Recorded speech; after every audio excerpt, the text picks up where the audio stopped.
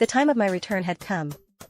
I stepped inside the house, setting my foot into the darkness that befitted the uncertainty I was getting into. The red sky illuminated the whole village and allowed me to partially see in the house, despite the darkness. There were massive holes in some of the walls, all the belongings of the family were scattered around the house, and there was some blood on some parts of the floor. "This way, kiddo," I heard suddenly from the living room. "You better hurry up, we'll be 9 soon, right?" the intruder added. I took out my 2 weapons, and with batons in hands, I crept to the living room only to see Carla, or should I say Razor, seated on a sofa, and waiting for me while playing with a knife. My heart started to race as what I feared seemed set to materialize sooner or later. "Well, Terrence, looks like we back to square one after all," Razor said, looking around. "No more running?" he asked, but I remained silent. "No? Well, why would you run, kid? Your quest started here, and it will end here too," he added while standing up. "You don't have to do this. There's no need to hurt each other," I said, desperately trying to avoid the impending confrontation.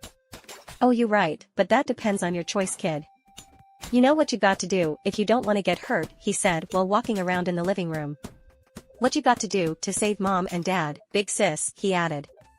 "And cute little sis," he added with a big smile while placing his hands under his chin and looking at me. He then passed in front of a large piece of the big mirror from the bathroom, and I caught a glimpse of his real appearance, especially his massive and scarred muscular arms. "I'm also a pacifist, you know. I love peace, I really do. But there's only one way to peace and many other ways to pieces." "So Terrence, which way it's going to be?" he asked, turning to me as he stopped walking. "Terrence.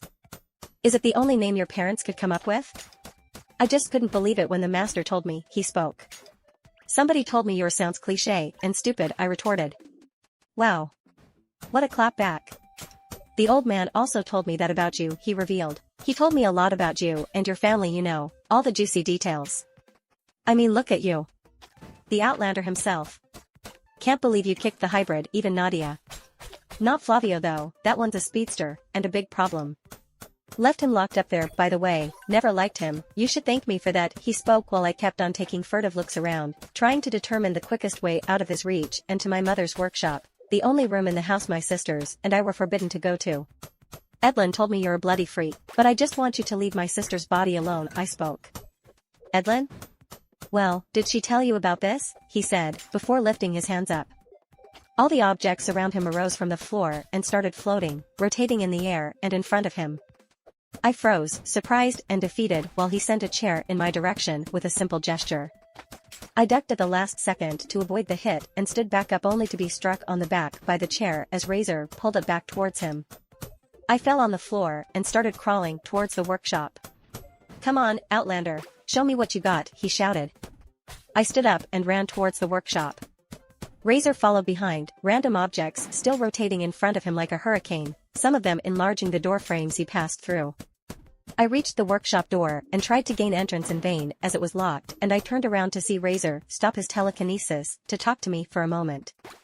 I seized the opportunity to check the watch and read 8:38 p.m. "Do you even know the purpose of these altars?" he questioned, approaching me with confidence. "Don't get close, Razor," I warned. "Just get out of my sister," I growled, raising one of my weapons and ready to strike. "Oh, you know the name?" "I'm flattered, kid. But seriously, what will you do with your 2 salty sticks?" He asked, still approaching. Razor stopped right in front of me and looked straight into my eyes as I trembled in nervousness and hesitation. "Will you just eliminate your sister?" he calmly asked. "No, I'll just eliminate you," I growled, panting and trembling, before I lowered my right hand to hit him on the head but stopped a few inches away from my sister's forehead, on the verge of tears again, finding myself in a dilemma that would surely mean the end for me. "Weak coward," Razor whispered, understanding that between me and my younger sister, I could not prioritize my own survival. He then chuckled and with a little hand gesture sent my 2 weapons flying before jumping and kicking me in the chest so hard that I passed through the door. He walked in while I shook my head to chase away the dizziness. I looked up and found myself in a museum of horrors. It was unbelievable that my mother's beautiful paintings, appreciated in the whole village, could be born at such a place. Skulls decorated the walls as well as the altar, with the eeriness of the room amplified by the dim red light from outside coming through its always closed and curtained window, making it seem like blood covered the whole space. "Look at it, Terrence. Look at its splendor," Razor said. "How do you think things ran so smoothly for all of you all these years?" You guys are happy, nobody comes here to steal from you, you all prosper, there's nobody struggling in your community, your lands are fertile like nowhere else on this planet, the altars protect you. The only price you have to pay is a little blood, just like in ancient times, during what you call the blackout. Is it such a paradise you want to destroy? Really, kid? Really? Your master is trying to wipe out everyone and everything I managed to say, while trying to get back up in pain. You're a fool for believing some mumbo-jumbo out of that witch mouth. Adelaide was loyal, but straight crazy. Even crazier than Nadia. What Red Eye is trying to offer us all is a second chance to life, and maybe a third one after that. Imagine having the power to live 3 consecutive lifetimes. Do you understand? He asked. Not only for demised or souls like us, but only for people like you when your time comes. He's the shepherd of souls, remember? Don't you get it? He questioned. No, I replied. Razor sighed in disappointment. On the watch I read 8:45 p.m. and stood to give the mission my last shots. I did not go through all of that for nothing, but could not bring myself to hurt my 9-year-old sister. I was instead ready to go down by her unconscious hand. Razor stood between me and the altar, smiling at me maliciously. The old man was right about you. You could have been great if only you were one of us, he spoke. Let's play a little game like Nadia would, before we end this, you know, he suggested. Let's see if you can get to the altar before it's too late, he spoke before sitting on the floor in front of me. What kind of sick things did he have in mind? I wondered. The moment I stepped forward, something from outside the room flew through the entrance and crashed in front of me. That was the sick game Razor had in mind. I looked around to consider any option, but could only see skulls. 8:50 p.m., I did not know what to do while Razor kept smiling at me. 8:55 p.m., I tried stepping forward again and he moved a table from the workshop and placed it before me. 8:57 p.m., I started losing my breath at the realization that I was about to fail. Distress, sadness, anger, anxiety, and fear culminated inside me until I stopped caring and dashed towards the altar. Razor sent several objects in my direction, including the table.